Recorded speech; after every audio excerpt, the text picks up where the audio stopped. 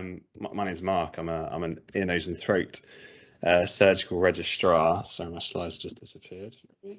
So this is my research story as it is to date. So my story starts in the southwest. That's where I went to medical school, and actually where my registrar number is as well. So that's a picture of a beach in the southwest. That's a beach called Polyjake in Cornwall. It's a very beautiful beach. There's other beaches other than Newquay and Perranporth in Cornwall if you find yourself there this summer. So at medical school, I wasn't a spectacular medical student by any stretch of the imagination, but I did do a bit of research. I think this bit of work is probably what got me into research in the first place, just because it was really fun. It was a little randomized control trial evaluating podcasts versus traditional written handouts in terms of teaching ENT to medical students. And it was just good fun because, trying to get medical students to do anything extra is difficult. So trying to incentivize them to get involved with this. And it just meant that I met lots of other people, IT people, the podcast people. And I think this is what really sparked my interest in research to start with.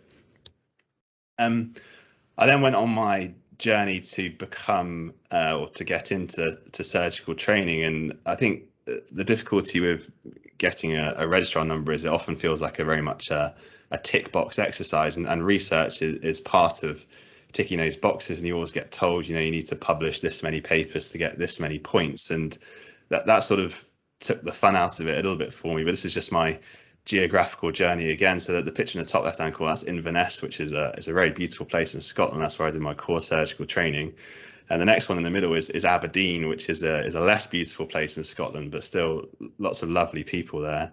And then I wound up back in the southwest for my registrar training, and did my first 2 years of registrar training there. And again, research was sort of used as a bit of a stick. Every ARCP or annual review, you'd be told, you haven't published any papers this year.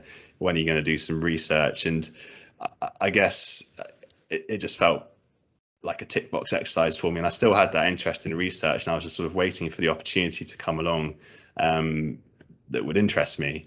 And just by pure luck, really, that opportunity came along on a course. This is a picture of Poole Harbour. The course is actually in Portsmouth, and that's where I ran into Emma. And one of her previous fellows, a guy called Matt Wards, and I was just chatting to Matt about his career and what he'd done, and I said, I think I do want to do research, but I haven't found the right opportunity yet, or the sort of something that interests me, and it just feels like it's a bit of a chore to sort of just do how I do it, articles and audits throughout my registrar career. And he said, Emma's fantastic, maybe you should talk to her. And then Emma gave a talk about some of the research she did, and I just thought, yeah, this is me. Head and neck cancer, a bit about tumor microenvironment biology. It was all really interesting stuff. So I just emailed Emma, and I think by pure luck, timings worked out that her current fellow was sort of finishing at the time that I could look to take time out of my training, and that's what I did. I applied for what's called it's called an OOP-R, which stands for out of program for research. And the way you do that is you just talk to your training program director and ask if you can have some time out of training to specifically do research and perhaps have less clinical activity, and you have to fill out some paperwork and say what project you're going to do and where you're going to do it and who's going to supervise you. But to be honest, that was pretty straightforward, and my training program director was very supportive, and it was a pretty easy process for me. So I came out of program in October 2019 and came across to Poole to work with Emma. And originally I was going to be doing a project to do with breath biopsy technology in diagnosing oropharyngeal cancers. That's essentially using a bit of medical kit, which is very similar to a breathalyzer, and then do some very clever mass spectrometry to look at volatile organic compounds and see if we can help diagnose oropharyngeal cancers early. And we did a lot of work with that, wrote the protocol, patient information sheets, ethics, etc. It's good to see Lee Bailey on the call, because he helped me a lot with that. And so we got everything ready to go around about March 2020, which just so happened to be when the coronavirus pandemic obviously kicked off. And trying to get a breath biopsy trial going in that environment was pretty challenging.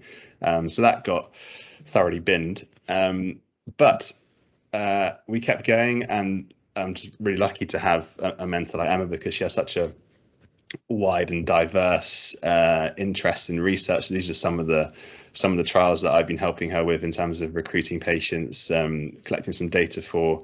And luckily, I was able to sort of segue across. She does lots of work in the University of Southampton, an experimental pathology lab group, looking at the tumor microenvironment and novel cell types within that can be perhaps targeted for future cancer treatments. And now I'm hoping to undertake work within that group, looking at a technique called single cell RNA sequencing. And it's not something that I ever really imagined that I'd be doing, or I don't really have a strong lab-based scientific background, but it's teaching me new skills, and it's really interesting, and it's great. So just to summarize, what have I learned from my very embryonic research journey so far? I think for me, taking time out of training has worked really well for me, particularly at an early stage in my training. I came out after ST4, so my second year of higher surgical training, and it fitted well for me. There will be setbacks. Like I said, the original thing that I came here to do didn't really work out, but keep going, and things come good with a bit of luck. And I think just talk to people. The way that I sort of fell into this was just by chatting to someone at a course and asking him about his experiences. So I'd always encourage people just to do that.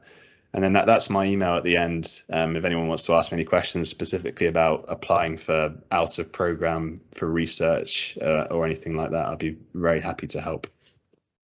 Thank you very much.